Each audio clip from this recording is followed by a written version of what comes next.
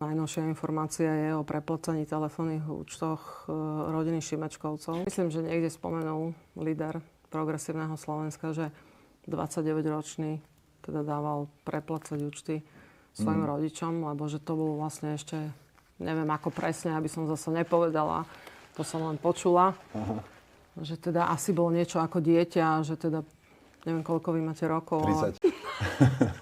Tak, ja neviem, že či by som platila aj účty 30-ročnému dieťaťu, takže...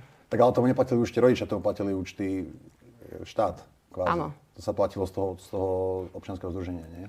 No veď v podstate asi všetko, veď sa nábytok sa platil. Toto občianske združenie Fórum teda bralo granty z rôznych asi ministerstiev, ale aj z kultúry. Ale mali duplicitné až triplicitné. Hej, a z toho platili Šimečkový telefón. Tak napríklad. OK. Uvidíme, že čo ďalej.